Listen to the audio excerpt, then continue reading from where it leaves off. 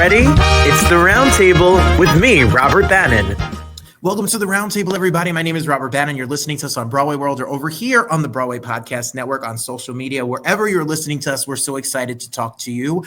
One of my favorite things and an honor that I have on doing this show is when a full-blown legend joins us on this. A legend. I was doing some research. IMDb says over 275 credits, and I am sure. No. It's not accurate. No. What do you think? What do you think the number is? No, it's not true. It's way more than me. No. That's what I was gonna say. No, it's probably about 100, but not 275. Well, they list them all, Miss Bisset. They list them. It's too much. Well, you have a lifetime of work, and we're so honored and excited you're here, as well as Russell Brown. Welcome to the Roundtable, both of you. Thank you for having us. Excited to be here. I am excited. I was reading about this film, Russell, and I was reading that you wrote this film, and you had known Miss Bisset, but you had not thought, like, it's not based on her life. She is an actor playing a character that you created. How did you come up with the idea for Loren Rose? Well, I've been lucky enough in my life to have had kind of versions of this relationship many times, just kind of great mentors and people who've taught me a lot and really close relationships with my collaborators. And I'd never really seen a movie that I thought really told that story. And so that's where it started, was just that relationship and why it's so kind of meaningful. And you put this together and you have the idea to reach out and find the perfect actress, because the part is an actress, and the part in the trailer, it looks like this actress is about to make the filmmaker's first film and maybe her last. So when it's got a deep meaning and it's the beginning of a career, it's someone that is seasoned in their career. What was it like when you sent the script and she read it? Well, I sort of knew Jacqueline socially. I was excited for her to read it. I was excited for her to sort of just read it, to know what she thought of it, just generally, and for her feedback. And then when she told me that she really enjoyed it and wanted to talk about it, of course I was thrilled. I mean, that was great. And I sort of got myself together nervously and went over to her house and we talked about it. Were you nervous? You weren't nervous at all. What are you saying? Very confident. Russell is very confident. And his work shows, because his work is beautiful. And I love the 44 Scarves of Liza. I'm a Liza stan. So I'm here for you, Russell Brown. Jacqueline, what was it like when you read it? What did you think of this character? Did you see the ability to play her? I thought it was really good. The only thing that I was a little sad about was that I couldn't play the young part, the dingbat part. I wanted to be the dingbat part as well, but I thought there's no way they can make me look, I don't know what age, young. I don't look. I can lose some years by certain kind of diets and stuff. But I mean, I was too young. But I was worried slightly that she'll have the performance before me. Then I'll have to pick up on what she presents as this person, as a young person, and I have to then take it to the end. So there's always, you've got to be able to mold and meld. Something happened. Oh, we're still here. Can you hear me? We're here. Yes, we are. Okay. But I thought she was a little dingy, and I liked that. I did not want to get rid of anything that could possibly be interpreted later on that could get a little ding in there. Well, I made mention to Russell about the chemistry that it seems that you and Kelly Blatz, who is your co-star in this film, seem to have. What was it like to be on set? What was it like to work with Russell? And what's it like to work with Kelly? Well, it was really good. I felt we got to meet Kelly and Russell at his house first, with the two cats wandering around, and I got a very strong impression of Kelly. And I felt that the cats were very much part of our meeting. They were wandering around the table. And I felt that Kelly was someone who was really looking for connection.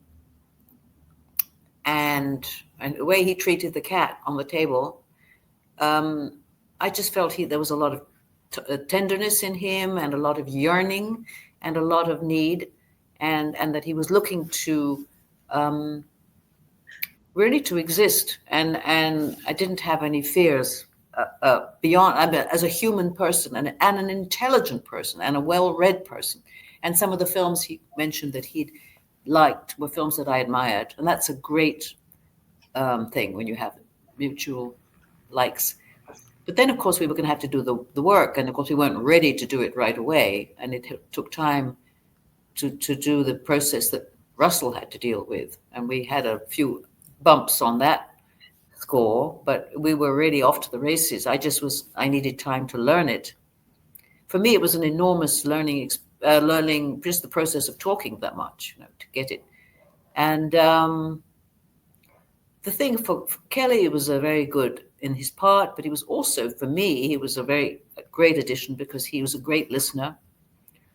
And his listening well gave me confidence to go ahead. Because sometimes when you're talking to somebody and they're not really paying attention, it makes you sort of gradually, wither and stop. You can't, it's a peculiar thing. A conversation is a mutual thing. And he helped me in that way enormously. And Russell was quite patient. We had his few little spins, but when he wasn't, but he was generally very good and very prepared. The only thing I thought funny about Russell, he wore these strange outfits when we were working. He had a slightly odd way of dressing, and that used to amuse me because I didn't know that side of him. So I thought, well, we're reaching for the stars here, which is really fun. Russell, what was it like once you wrote this? And what was the time that from the writing of this to the actual time that you were on set to direct it? Well, it was a long process, honestly, because Jacqueline and I, after she told me she wanted to do the movie, we spent a lot of time, many weeks, months even, just going through the dialogue and working on it and talking about it and really diving deep into it. And so she was working on her part months in advance of us shooting. And one of the every now and then you get asked like what was the hardest part about making the movie, and I always have this answer, which is the hardest part of making this movie and the easiest part of making this movie was the same thing, which was casting Loren, because we couldn't find a Loren. It was just I just thought we were never going to find the right guy. And then Kelly came in on sort of just a blind audition, and it was like the heavens opened and there he was. And it was just great. And so, once that happened, then we were really off to the races, and the movie started shooting pretty quickly after that. It's so exciting. And what I love about it and looking about the film and reading about the film is that you guys have already been critic darlings. There's been plenty of film festivals and awards that have been given to this cast, to you, Russell, and to this. What's it like for both of you, if you would like to answer, when the film is in the can and it's edited and the time it takes from the writing to the filming, and then it takes a moment to get it out and for people to see it. What is it like when you sit in a theater and your work is now on the screen and the reception that this film has already gotten? Go ahead, Russell. Well, this movie, first of all, there was a long period between when we finished the movie and when it premiered because of COVID. So, there was sort of a long waiting period. But consistently, this movie really touches people.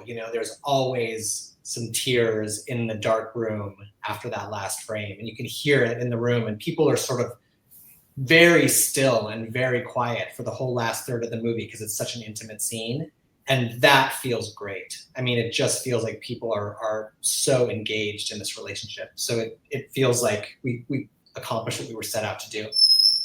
And when we would get to the question time, the questions were interesting.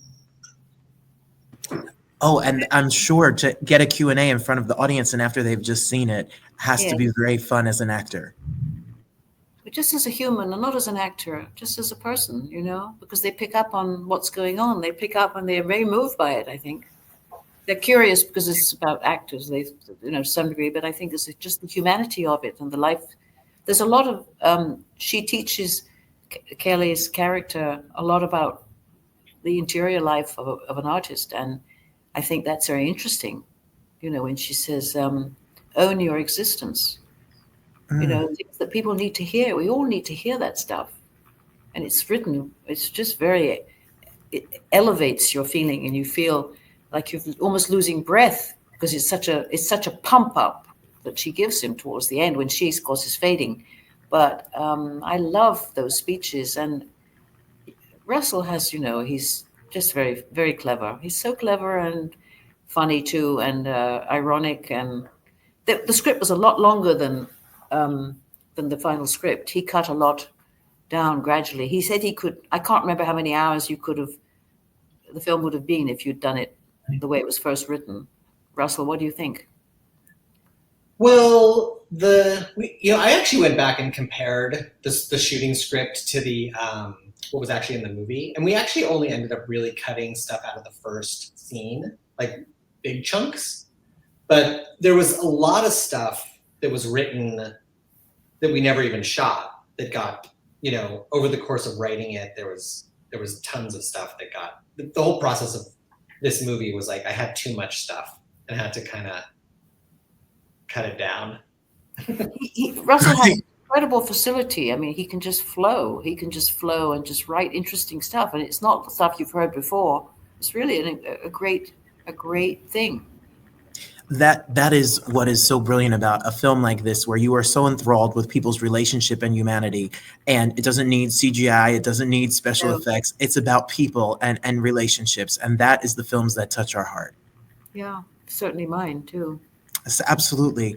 I know you've probably been asked this question a lot, and I'm sure there are many people out here in the world that look up to you and to you, Jacqueline Bisset, and that you are out here and that you see yourself in this character. Is it something that made you look internally into your career and your? No, I could relate to many of the things, but no, I don't feel like it's, no, it isn't me.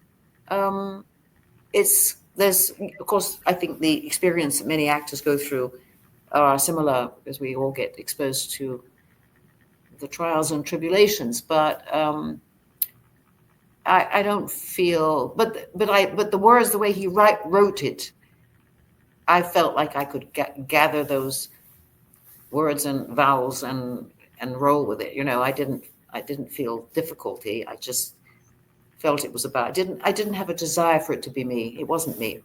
Yes. I think Russell was me. If I could just say one thing about Jacqueline's performance here right now is, at this question, a lot of people ask me,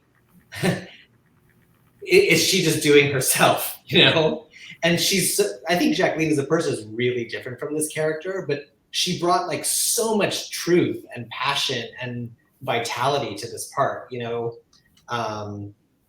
I'm so grateful for that, and actors, that's their tool, is their truth. And she certainly put it into this movie. Yeah. The ability to sit down and tell a story that is not your own and make us all believe it and feel those feelings is such a gift for the audience. So thank you both for the work that you've done and did with this film.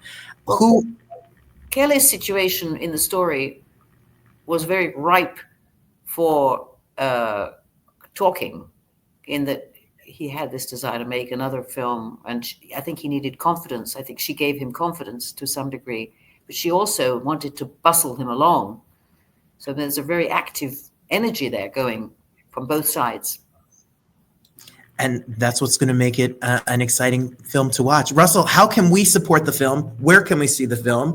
And what can we do to get the word out about the film? So the movie is available exclusively on Amazon Prime pay-per-view, so you can get it there. And in terms of getting the word out, tell your friends. We're sort of done, pretty much almost done with our festival life. There's one or two more screenings that's poking around in the future, but generally, if you can get to Amazon, you can get the movie. So if this weekend, it is the perfect time for you to sit down and watch a great film. It's going to be snowing here on the East Coast. It's snowing in the Midwest.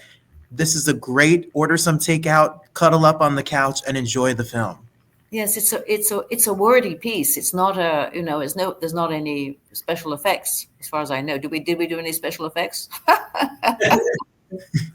Well, there's some special effects, but it's more sort of technical stuff than right. We were not blowing up anything. Just really well written.